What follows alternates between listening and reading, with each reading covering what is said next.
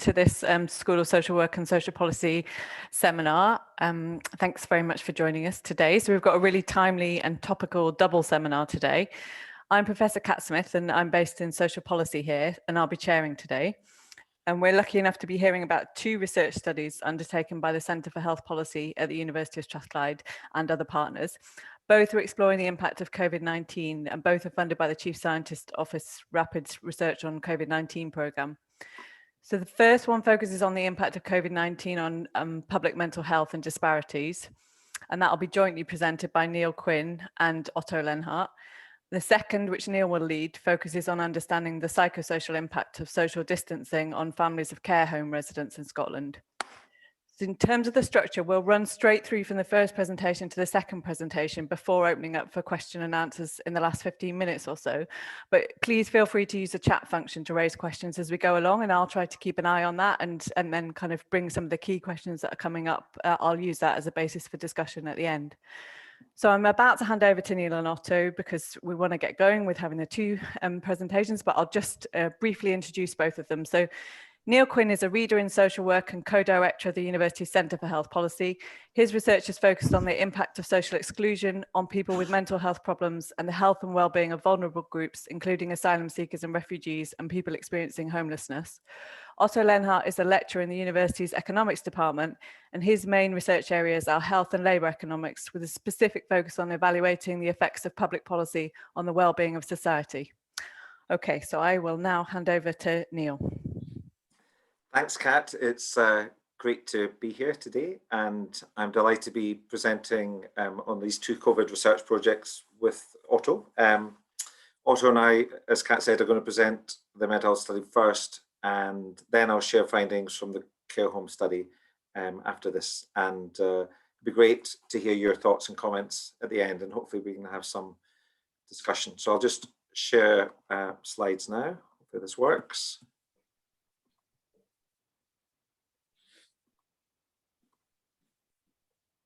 Everybody can see that? Yep, okay. So the mental health study focused on the impact of COVID upon the mental health of vulnerable groups, in particular three groups: people with long-term physical health conditions, people with long-term mental health problems, and low-income single-parent families. And this study was a partnership between the University of Strathclyde and the Mental Health Foundation, and the names of those involved in the study are at the bottom of the title slide. The study's key research questions were twofold. Firstly, how is the pandemic response affecting the mental health and well-being of the Scottish population, and with a particular focus on these three vulnerable groups?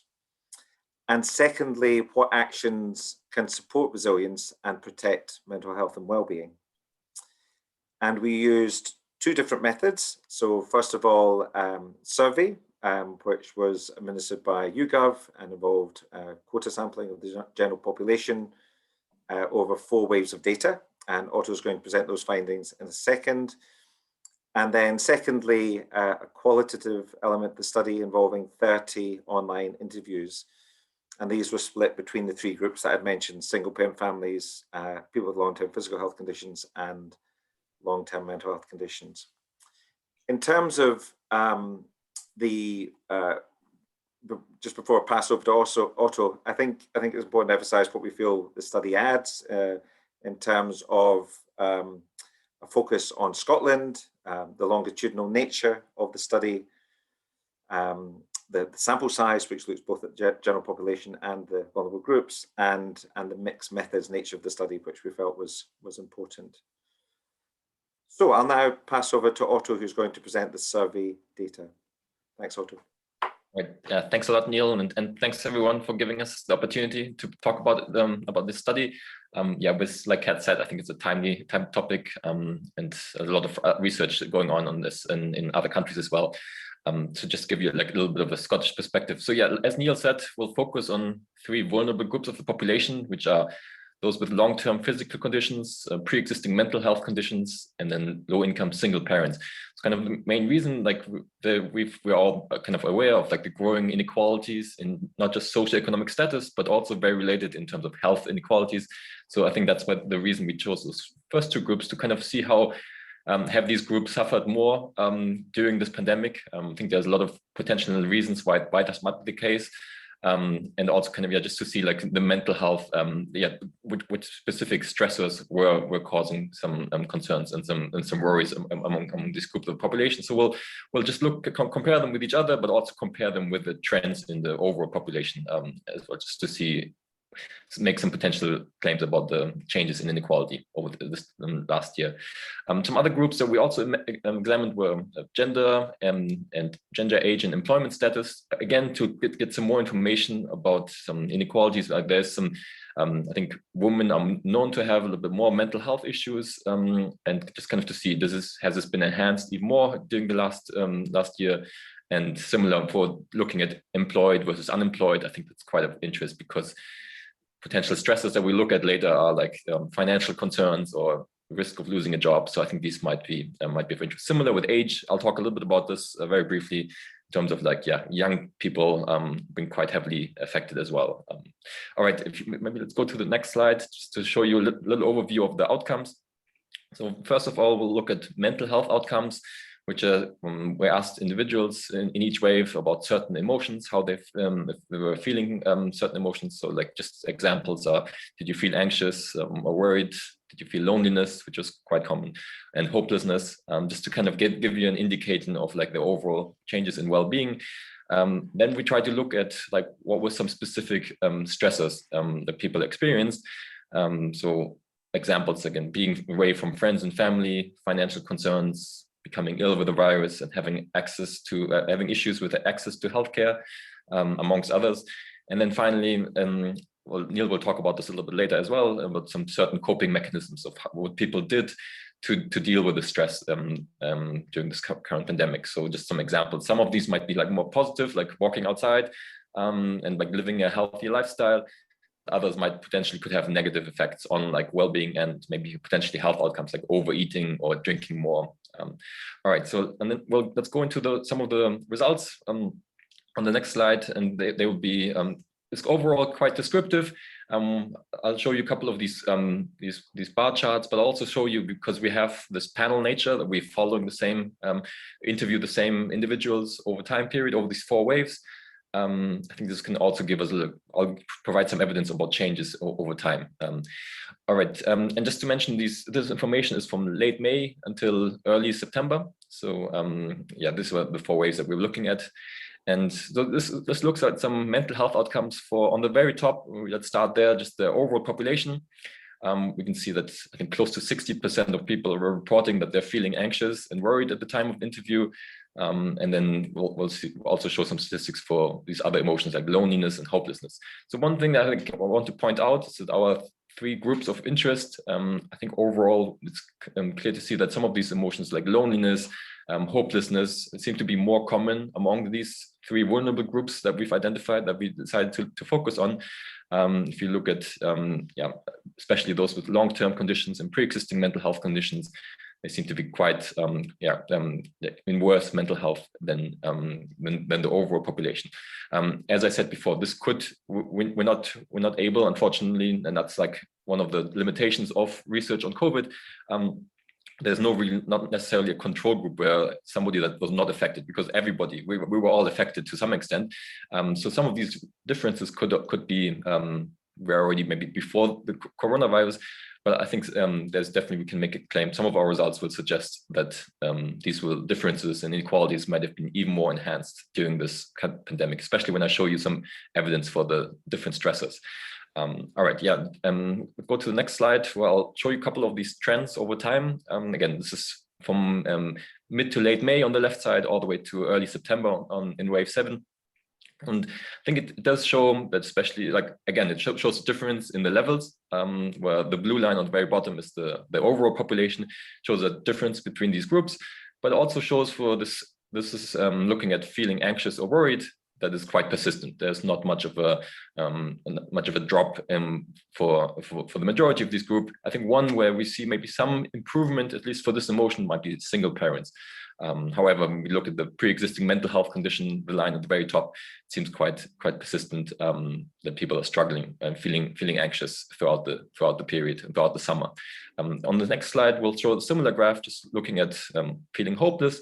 And again, this is even more clear besides the last wave, when we look at single parents. I think for all other groups, we see very much of a persistent trend and no improvements.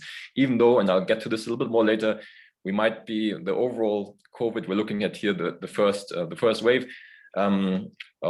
Like there was not much. There was a little bit of reductions in the numbers throughout the summer, right? But still, people are feeling hopeless throughout the time period. All right, on the next slide, we'll look at some differences by gender. As I mentioned, like research has been established in health economics that women are more likely to struggle with certain mental health issues. And so this is kind of what this table is showing. It's kind of confirming that this is also the case during COVID. There's much higher shares of females compared to males in terms of all of these emotions that we've been looking at. Like, I'd say maybe the biggest difference is for them being anxious and worried, but I think for all of them, we see quite a big gap between the men maybe struggling a little bit less on average with these negative mental health emotions. All right, on the next slide, we show a similar one for just the age groups. I just don't want to focus too much on this one, just to show you that young adults were definitely struggling, especially if we look at being lonely or hopeless, the red and the orange line, we see that they have the highest shares, people in the 18 to 24 bracket, and it's kind of declining as we go to the older age groups. So I think that's to some extent definitely worrisome, because those young people are maybe just building their human capital in education and training and starting off their careers. And kind of if these negative emotions, these negative mental health effects of COVID kind of impact people's like training and educational outcomes, maybe that because of their worse mental health, I think that'll be quite problematic, especially if you look at maybe long-term productivity outcomes. And we find very similar when we look at full-time students. It's we find the highest rates for those struggling. And I think it seems kind of clear. Some of the explanation would be that their social life has been kind of pretty much taken away from them during this time period. All right, so next we're going to take a look at some of these causes of distress, and I'll kind of guide you through it. There's a lot of results here, but and I think one thing that's not surprising is that people are most stressed about is becoming ill with the virus across all groups. Slightly higher for those with pre-existing conditions, which is not a surprise. But so that's the orange bar. And then one thing that I kind of want to point out here is also just coping with uncertainty is obviously a stressor, and being away from friends and family. But then if I would like to kind of look at point you at the red bar charts, which is inability, being stressed about not being able to access any healthcare, and especially those with pre-existing conditions. And we see like almost close to 50% of people with prior health conditions are struggling or feeling stressed out about being unable to get access any healthcare, right? So these are people who need the care the most because they have prior conditions, and just on top of all the other stress that the pandemic might be causing, not having access to care, I think this could be even more enhancing for this group of the population and lead to worse mental health and potentially some serious issues. On top of like disregarding even the fact that they need the care, especially if it's serious previous conditions. So I think this is, again, we'll catch this on the very end when we talk about like policy recommendations. We'll go to the next slide. Just I clearly want to again show these trends. One thing I want to say here is that despite over time, as I mentioned before, the likelihood of actually getting COVID was getting significantly lower during these waves, but people didn't really feel it subjectively. People were feeling just as worried, or maybe even slightly even higher if we look at single parents. All right, on the next slide, I want to talk a little bit more about single parents. This is one of the groups that we looked at. What stressed out individuals from this in this group, and I think quite interesting here. Some of these results is not surprisingly that worried about the children becoming ill with the virus is one of the major concerns, but also just worries about the children's social and educational development, and as well as children's mental health. I think that's caused a lot of stress here, and could be some of the findings why this group is more affected than the overall population, because this causes specific child-specific reasons. And then I think just next slide just shows again some trends for this. As I said already before, as these other graphs showed with the trends, there's no decline over time. It's pretty much in September, these stressors were just as prevalent as in May. And then on the next slide, just showing very quickly again for the gender results, as I mentioned, that I think some of the results that women are struggling more with mental health outcomes could be due to reasons maybe that was already prevalent before COVID. But I think this graph again shows that these stressors are more prevalent among women. For example, coping with uncertainty.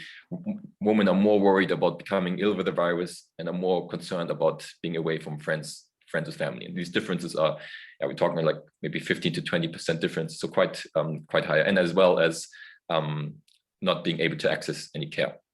So I think this could potentially provide some explanations for the gender differences in mental health. All right, thank you. And then maybe one more slide I have for the coping mechanisms, and Neil's gonna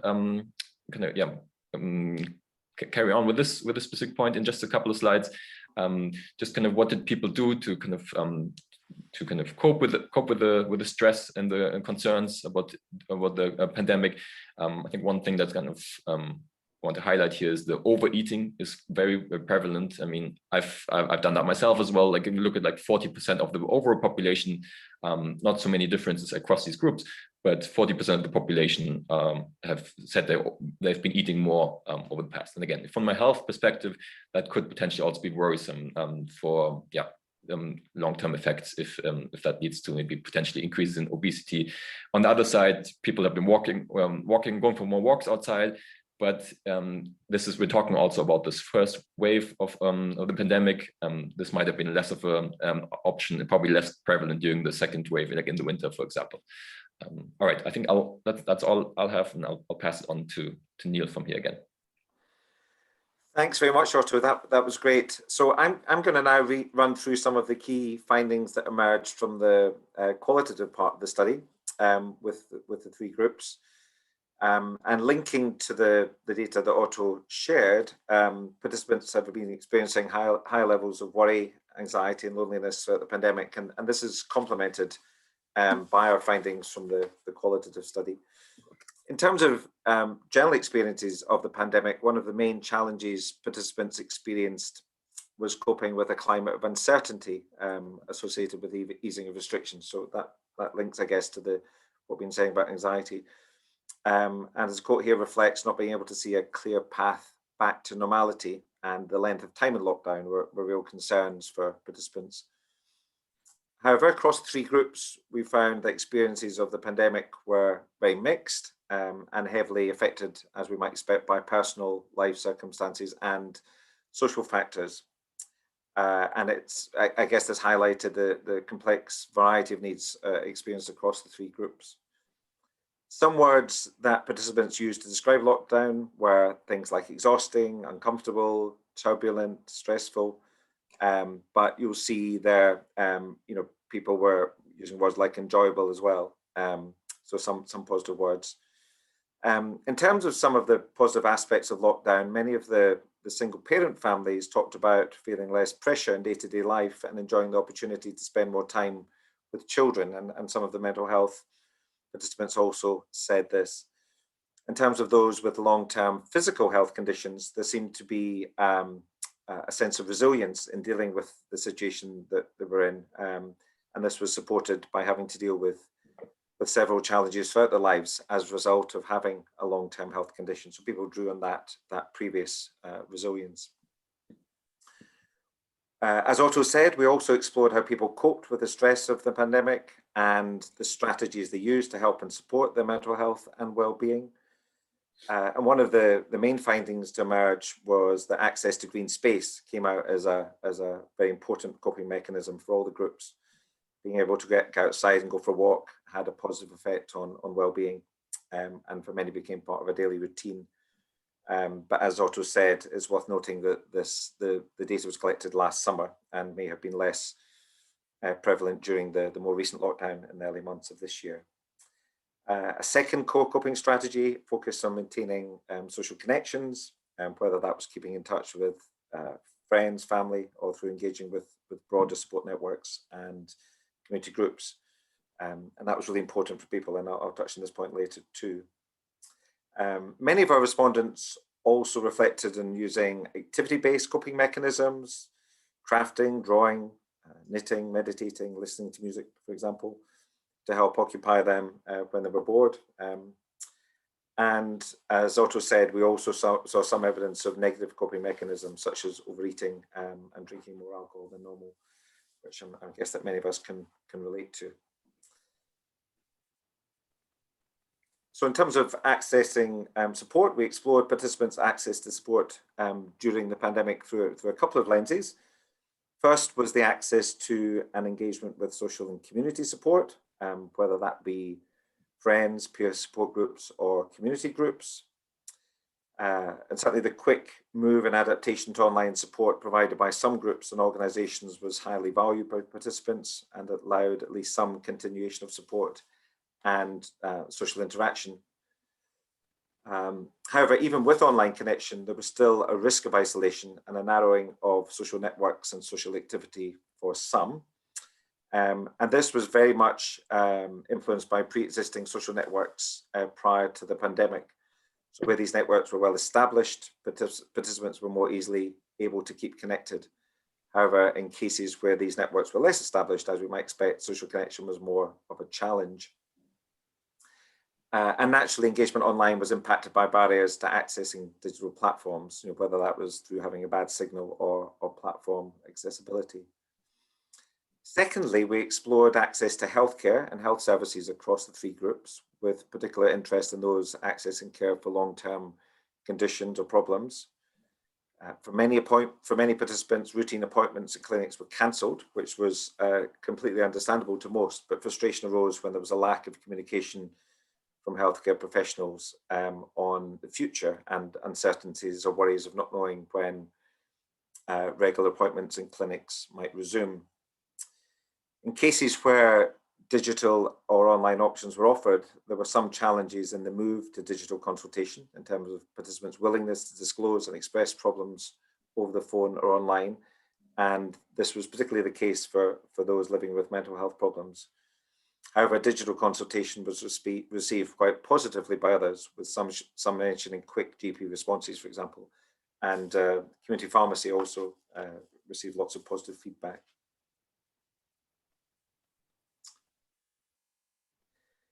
In terms of future needs and expectations of participants, there was a strong desire to get back to normal, and I guess we're experiencing that again now as we come out of this lockdown. However, there was also general anxiety about the potential impacts of lifting restrictions, especially for people with long-term physical health conditions, and to some extent for people with long-term mental health problems. And part of this, I think, was enjoying being in the bubble, and the concerns about coming out of that. And there was also concern to the disruption of children's education, which emerged from Otto's survey findings as well.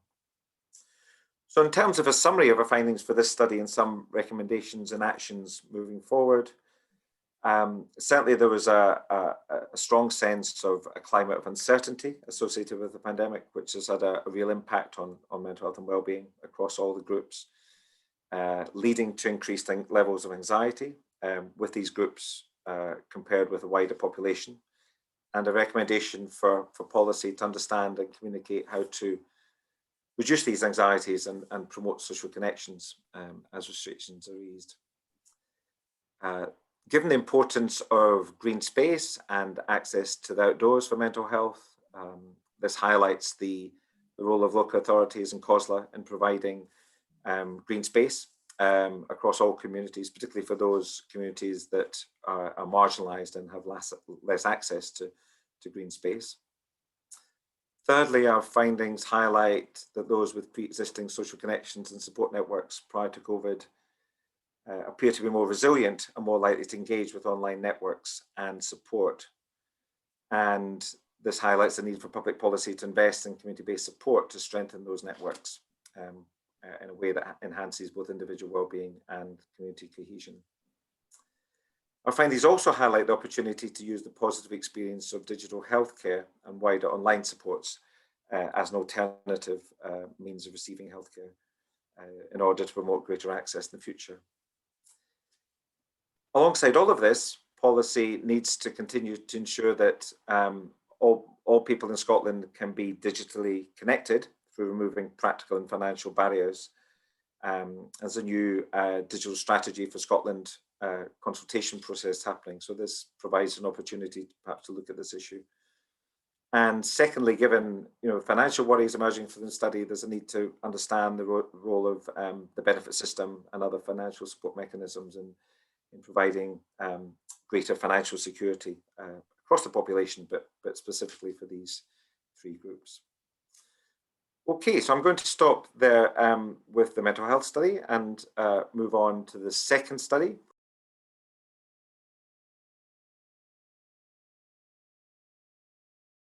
Which is looking at visiting restrictions on relatives of older care home residents.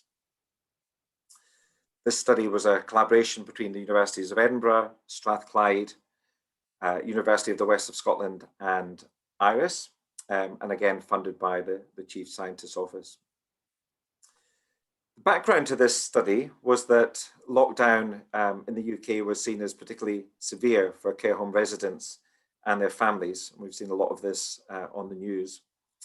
And also, certainly at the time we undertook the study, there was very limited research evidence on the impact of barriers to visiting on family carers. This study used a mixed methods approach too, involving family member interviews, creative cafes with care home staff, stakeholder interviews and an online survey. And you'll see the numbers on the screen. The online survey was undertaken with 444 individuals unable to visit a relative or close friend in a Scottish care home, 36 individual interviews with a family member, 19 interviews with policy stakeholders from a variety of settings, and 5 sessions with staff from care homes exploring what was meant by creative practices. This presentation rather, will focus on the findings from the family and stakeholder interviews today. So the first theme to emerge from the family care interviews is the importance of family-to-family visits, and in particular the harms of restricting visiting of the relatives of care home residents was highlighted. And the study raised the key question of whether the government has got the balance right in terms of the need to restrict visiting to protect residents from harm versus the harms of restricting the freedoms and cutting off the visits of care home residents. And there were a number of, I'll touch on this later, but a number of quotes where relatives were concerned that their family carers were concerned their relative was deteriorating within the care home because of the lack of visiting. So that was a key question of tension. The importance of care home family communication was identified as a key issue. Participants' experiences with care homes prior to lockdown influenced the level of trust, confidence, and collaboration with staff and management during lockdown. So prior confidence in the facility was sustained by a sense of good communication with the care home during lockdown. And an absence of trust was fueled by poor communication. So communication was key. Levels of stress were lower amongst family members who felt well informed. And good communication reassured relatives of care home residents, whereas a lack of information fueled anxiety. The study also found that care homes varied in their creative efforts to facilitate connections between residents and their families. So examples of very good practice, but conversely, there were examples where there was little attempt made. So there was a lot of variation in practice across the care home sector. All participants reported a sense of loss and grief that was described as like a bereavement, and participants experienced worry as the period without normal visiting grew into several months. Participants knew that sociability within care homes was also curtailed, with residents sometimes confined to their rooms where there was a particularly severe risk. Even participants who said with certainty that their care home relative was in the best place feared that loss of social stimulation would undermine their relative's well-being, as I mentioned. And we saw, as I've said, lots of variations in practice. A daughter who reported battling bad practice through her mother's time in care described a despairing sense of uselessness at her inability to protect her mother from harm.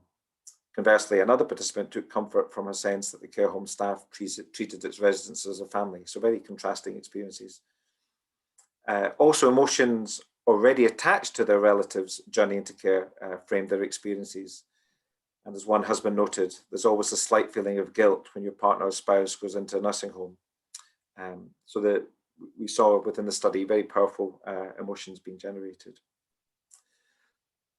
Loss was intense for interviewees who had previously organised their days around visits, making the care home their own social world.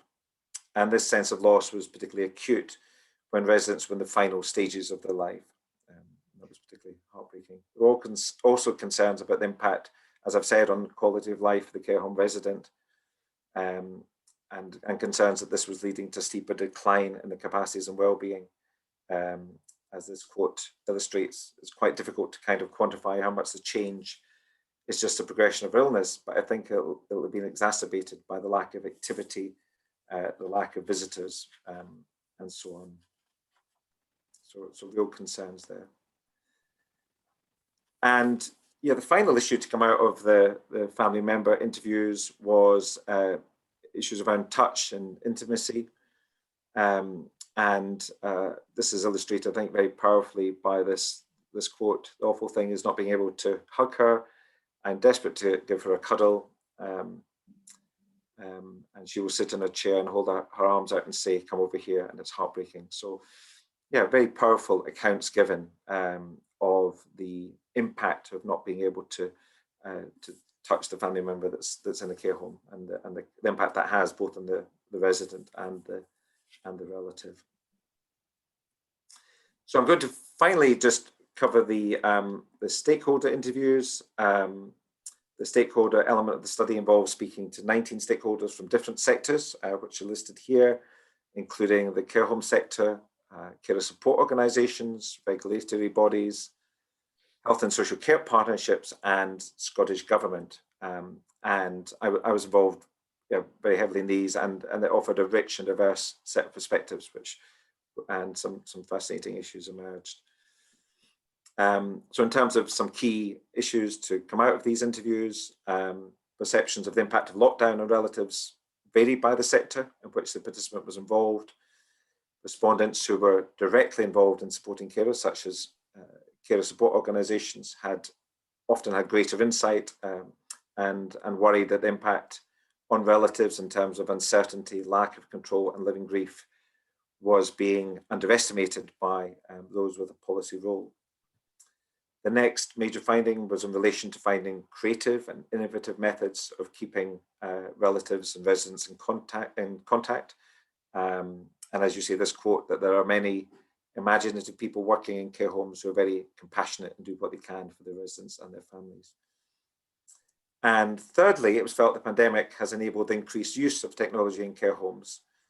And while it was recognised there were significant benefits, there was also a strong feeling amongst participants that technology does not replace human contact. So a similar point to the one made by family carers.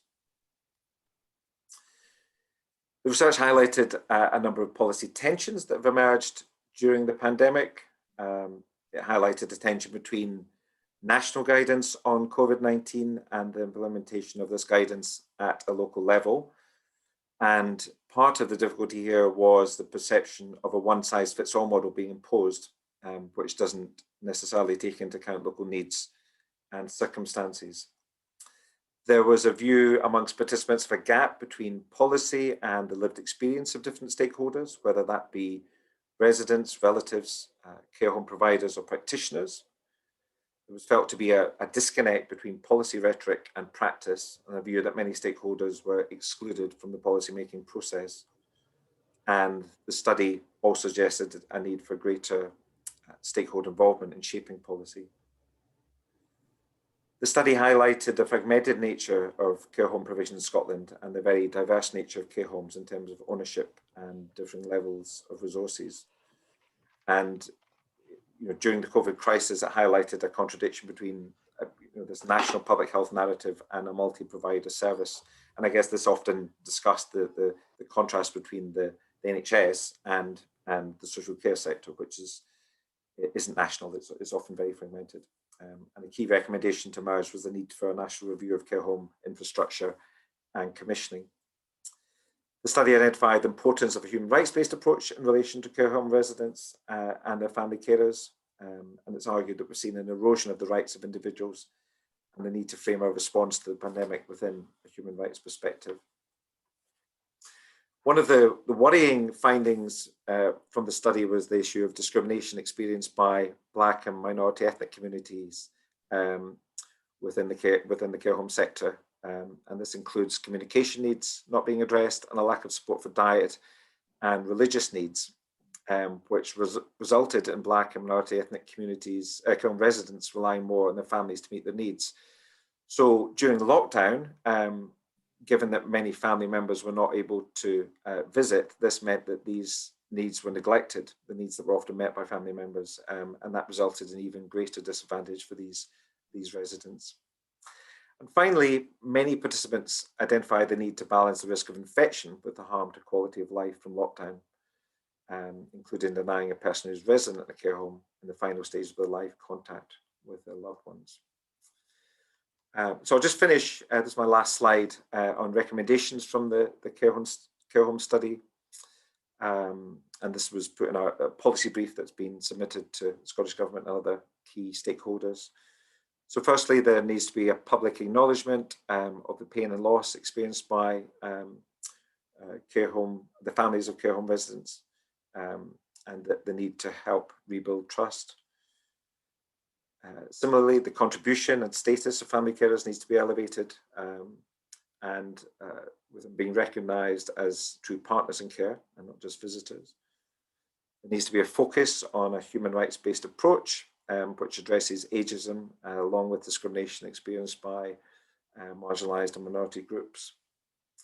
There's a need for greater stakeholder involvement in shaping policy, which involves relatives, carer organisations and care home providers, with a strong emphasis on co-production. One of the interesting things to emerge from the study was the value of peer support, both as a tool for advocacy and for providing practical and emotional support, and a recommendation that care homes should consider the role of peer support in providing support within the care home. And finally, issues around the care worker status emerged and the need to invest in jobs, careers and training of staff who work in care homes, and particularly to promote relationship-based practice and increased creativity within the care home sector. So I think I'll stop there and pass back to Kat. Thanks very much for listening.